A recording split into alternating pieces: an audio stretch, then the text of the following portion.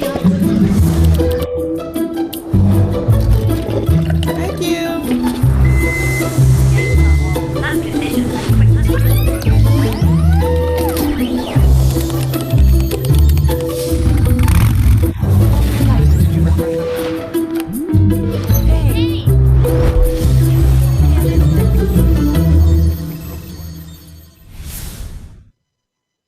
Hello, everyone. Thank you so much for joining us for this final session of the World Economic Forum's Job Reset Summit 2020, being live streamed on the forum website as we speak. Welcome to all of you watching us there too.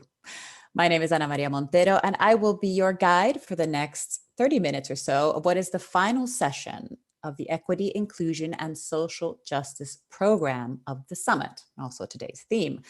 Now, in today's sessions, we focused on how we can reset equity, inclusion, and social justice in a new economy and society.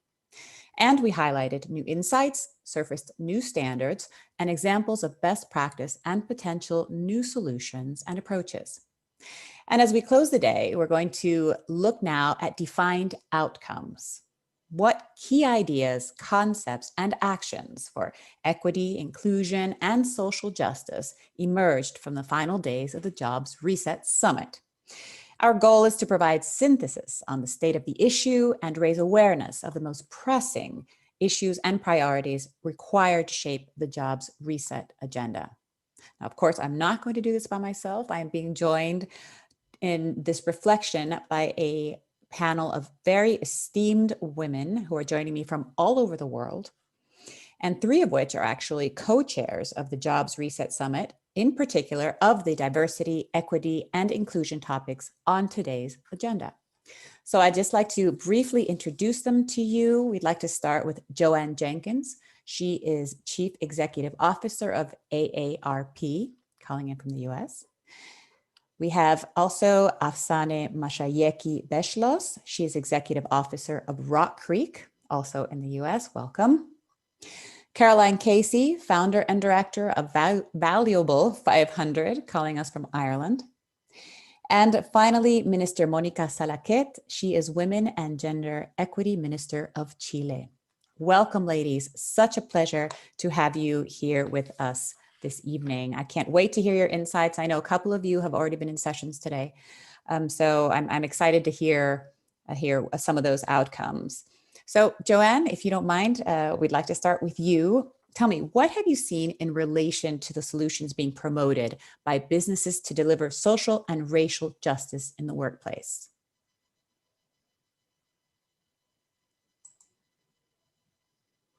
Looks like, okay, well, we're gonna come back to Joanne. I'm gonna move on to Afsaneh, who is already on screen, on my screen anyway. Afsaneh, tell me, how are businesses mobilizing and planning to take action in the future in order to ensure that equity, inclusion, diversity, social justice remain a priority on the path to recovery?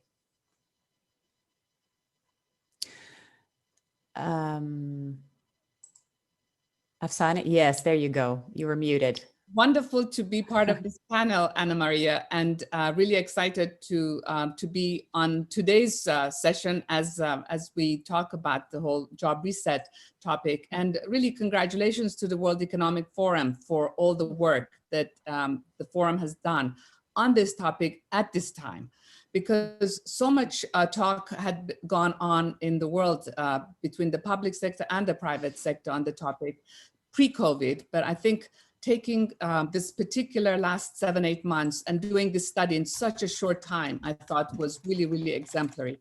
And what it shows really, Ana Maria, is really the importance between the public sector and the private sector working super closely on this issue, because we see a tale of two cities, right? Mm. There is people who are actually not benefiting from COVID, but being able to function fully, if not more productively, because of technology. And then we have very large parts of the population in the US, in Europe, in emerging markets, in high income, middle income, and low income countries that are getting left behind more and more and more, as they don't have access to broadband, as they don't have access to the education, they don't have access to all the training that you need, that we talk about in this report and has been talked about the last few days. So the really important thing is, how do you take advantage of all this technology, of all the training programs that are there to really help this group that has been marginalized? In my day job, we have invested over 6.2 billion in firms that are diverse, women and other forms of diversity. And I know from a real point of view, in the private sector, it's possible to do a lot more. The very large companies, I think, taking this report really to heart, will be able to hugely increase the proportion of training they're giving and the help they can provide to inclusion of a much larger part of the population in the group that's getting paid enough to have a good life and to be able to thrive. All right, thank you so much, Afsaneh, for your thoughts tonight. I see that Joanne has joined us now. Joanne, I'd like to circle back to you. Welcome. Thank you. Apologies for the technology on my side. Well, it's part of our new normal, right? The technology and the challenges that sometimes come with it. So again, and Joanne, what have you seen in relation to, I'm just going to jump right in. So what have you seen in relation to the solutions being promoted by businesses to deliver social and racial justice in the workplace? Well, I think what we're seeing is a new level of commitment, particularly by CEOs, of really wanting to engage and wanting to be involved in bringing about solutions. I think the key will be to hold them accountable and for us to all work together. I don't think we can accomplish much if it's not everyone jumping in. So it's not only the private sector and CEOs around the world, but it also is governments and addressing systemic public policy kind of issues that we need to make sure is in place. And then certainly we all need to personally be responsible for those courageous conversations that need to be had, not only within ourselves and our family, but in where we're working. And so I'm energized by the different levels of engagement, regardless of age and diversity and all of the other factors that we're looking at. But I think we have to keep the momentum going and we have to hold each other accountable. Good advice. All right, so moving on to Caroline now, who, as I said, is calling in from Ireland. How have businesses, Caroline, demonstrated driving a new agenda for disability inclusion? Well, thank you. I just want to say it was an absolute honor to be a co-chair, and I really want to thank the World Economic Forum for making the space for the panel that we had today on the new business agenda for disability inclusion. And this is the point. We have three extraordinary statistics that help frame this. Disability exclusion costs OECD countries 7%. 90% of children who have a disability don't get into a classroom, and you're 50% more likely to experience poverty. There are 1.3 billion people in the world who have a lived experience of disability, and it has been quite an overlooked issue. How business are finally rectifying this is through business leadership. Business is the most powerful force on the planet, and when it sees the value of this community. The Valuable 500 was launched at the World Economic Forum 19 months ago. We were told we were crazy. It was absolutely insane to consider that we could get 500 of the world's most influential brands and leaders to elevate disability inclusion to leadership level. Today, we're at 335 organizations representing 12 million people, employees globally. And that is 31 countries, 52 sectors. To answer your question, I think what's happening now is that disability is a metaphor for how we're starting to increase and enlarge the inclusion agenda. We are starting to see that the business world is seeing the corrosive nature to the siloed approach of segregating our inclusion agenda, where we're pitting society against each other. With the increase of the organizations joining the Valuable 500 and with leadership taking the accountability at board level, we are starting to see the systemic change that we need. Full human inclusion. We are not one-dimensional characters, and therefore we need to be fully represented in business. Wonderful. Thank you so much, Caroline, for your insights. And now I'd like to reach out to Minister Salaquet, calling us from Chile, of course. If we take stock, Minister, of the multi-stakeholder collaborations aimed at closing the gender gap and mainstreaming the D&I agendas, what would you say has been achieved? How successful have they been?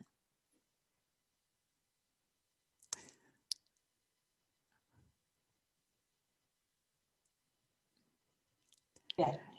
Thank you, Ana Maria, and to all the wonderful speakers joining us today. And I'm grateful for this opportunity provided by the World Economic Forum. I would like to start by saying that gender inequality is not only a pressing moral and social issue, but a critical economic challenge, particularly after this global crisis where millions of women have been forced to leave the workforce. Chile has been working strongly on partnering with the private sector as a key ally to advance gender equality. The Gender Parity Task Force, or IPG for its initial in Spanish, is an initiative which we have been promoting and working on since 2016.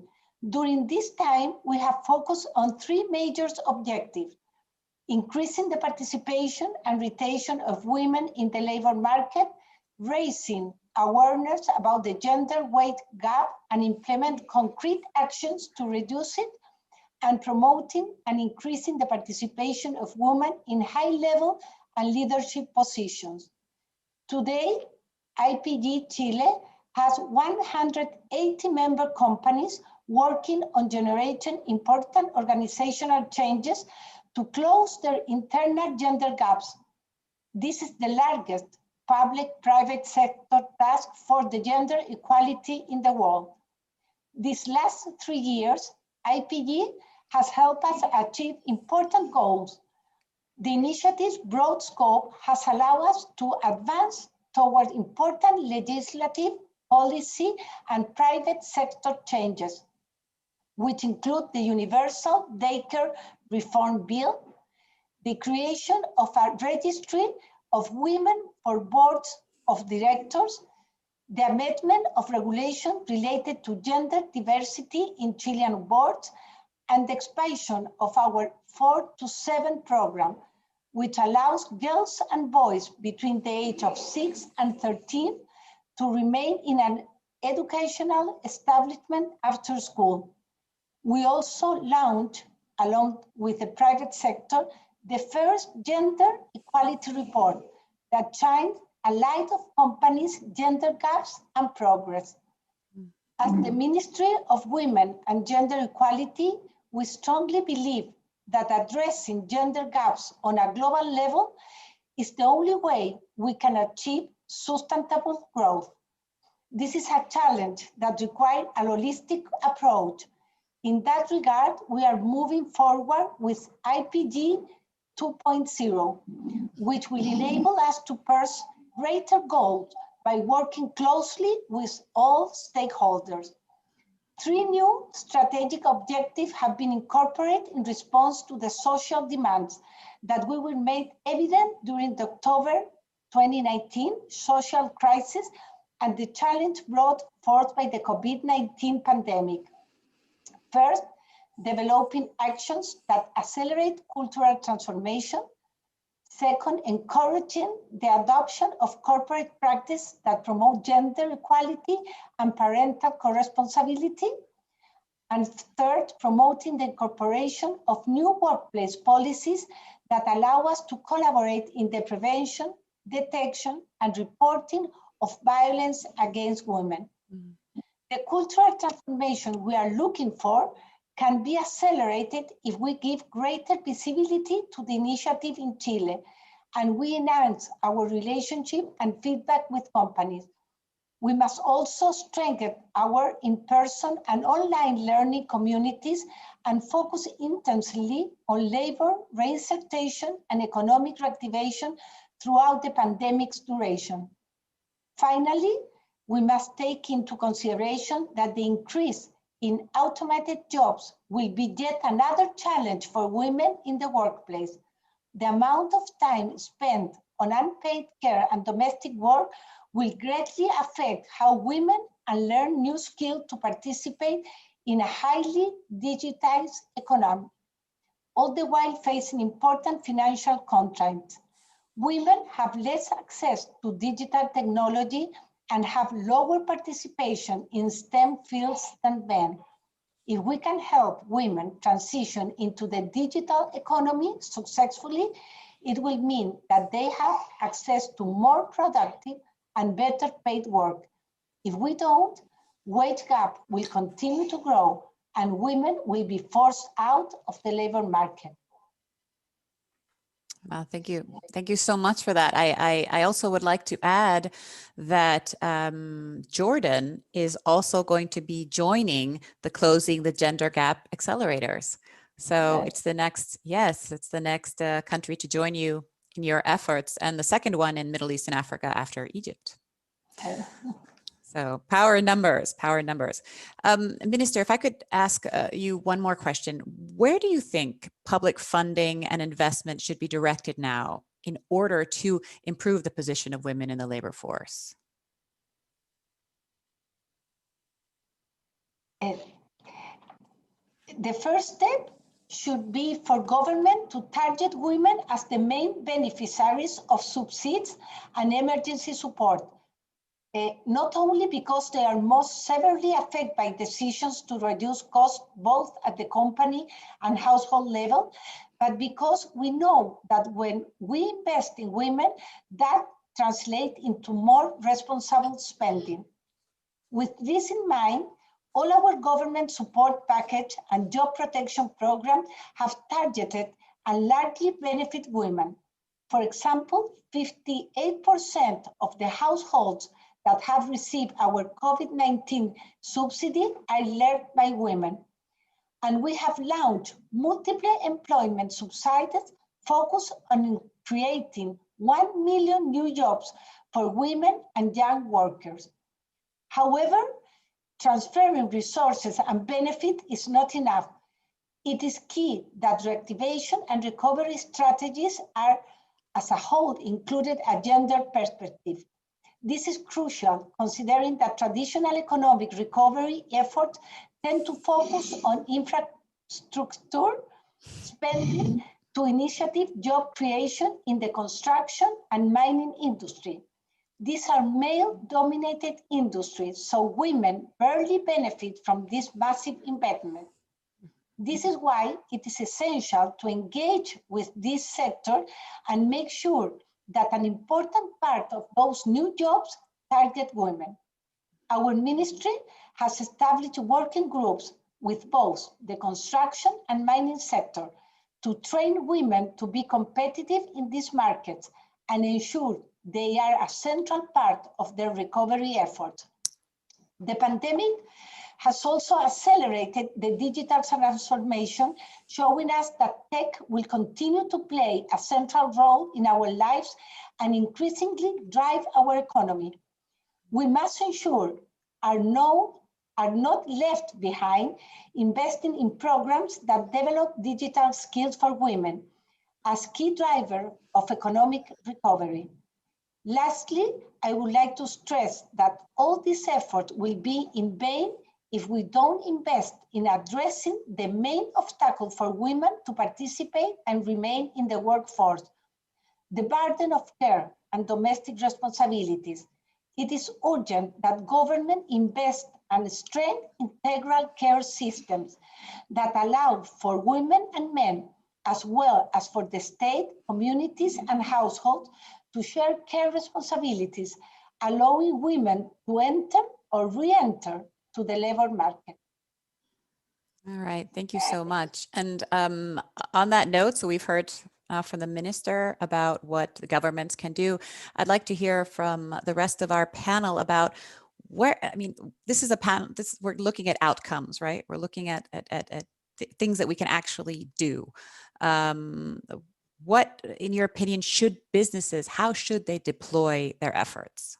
What should they do? Caroline. Listen, I'm going to be bold. I've got the bold wallpaper. 3 things. Yes, you do. Now, 3 things. We need to make sure that our communication, even more so now, is fully inclusive.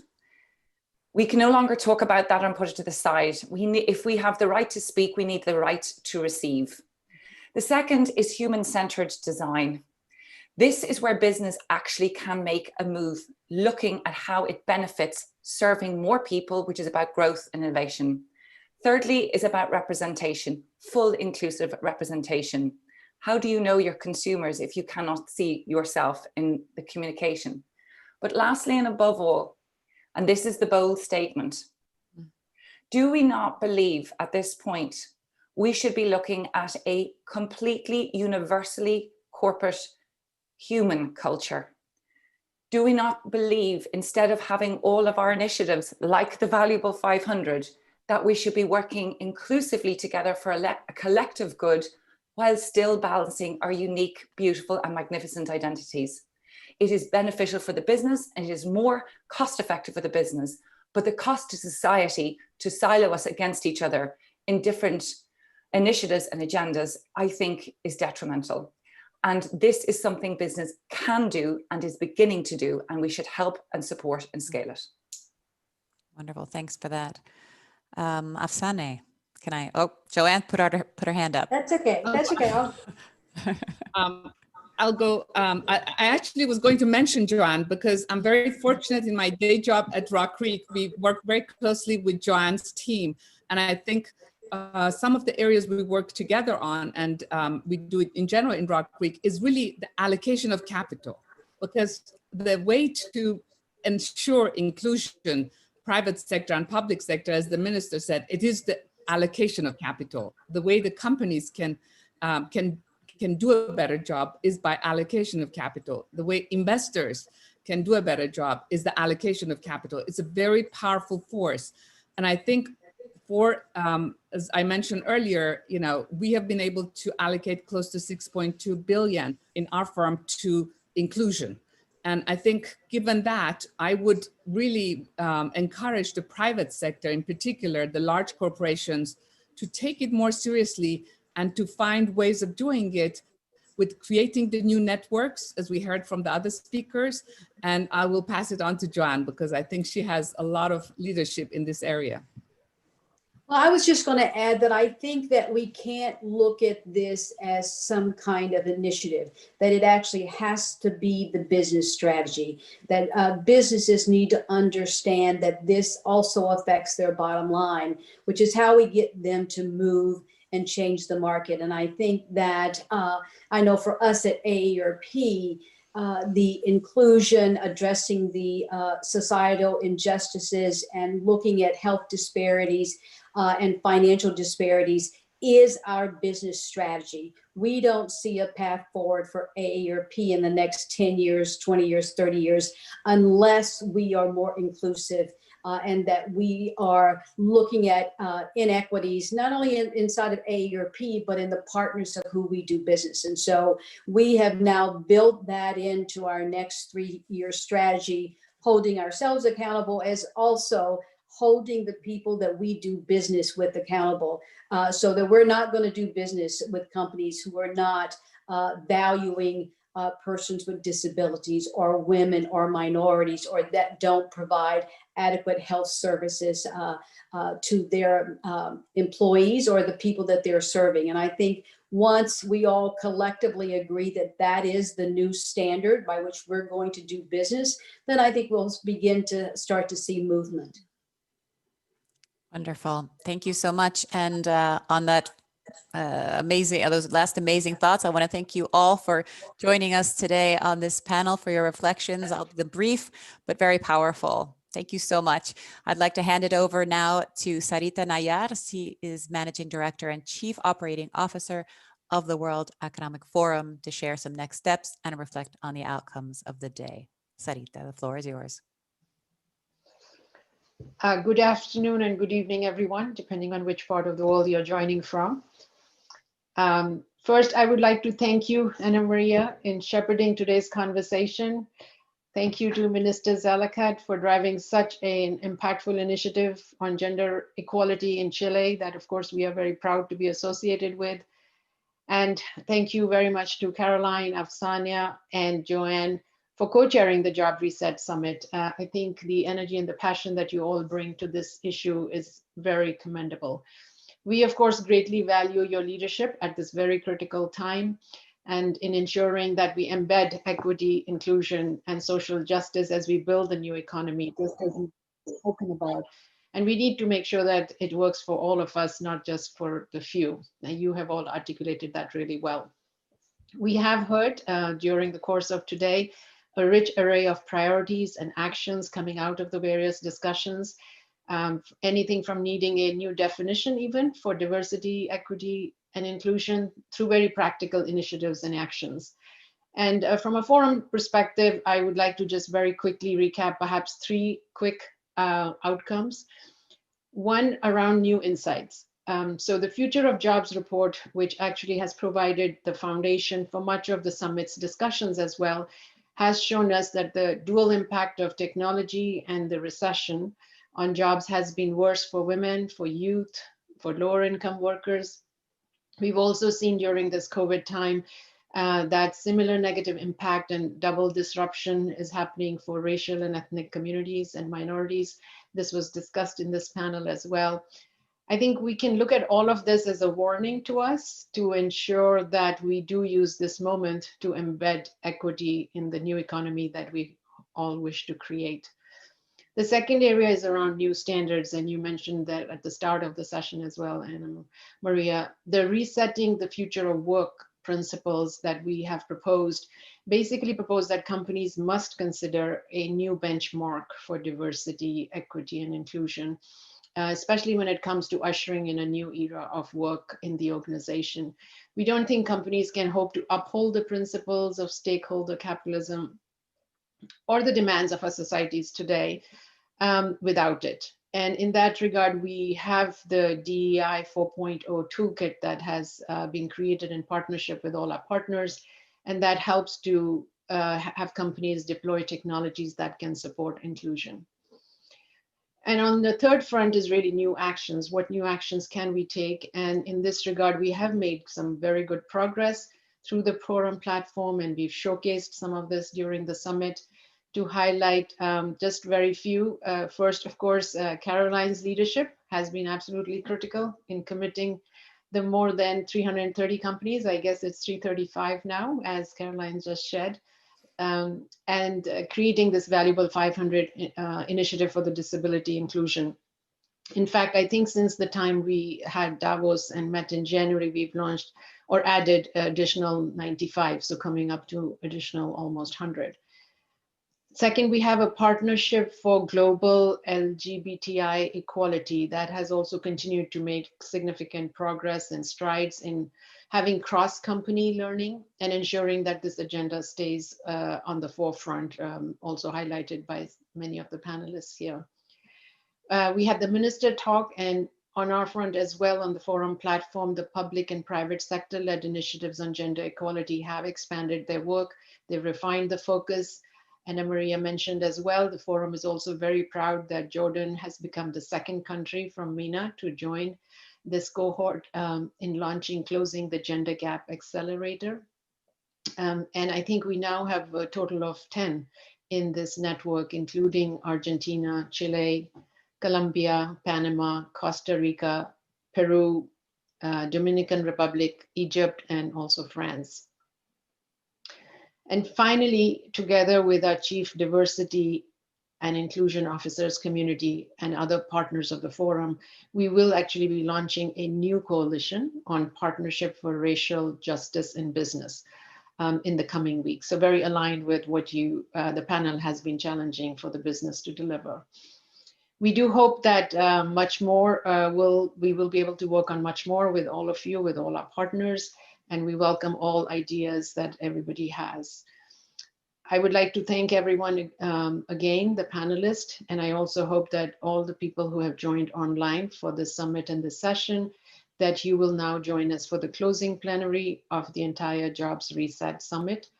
This closing plenary will actually pull together the 4 themes that we have deliberated on over the last 4 days, and it is chaired by our founder and executive chairman, Klaus Schwab, and it is starting now. Thank you.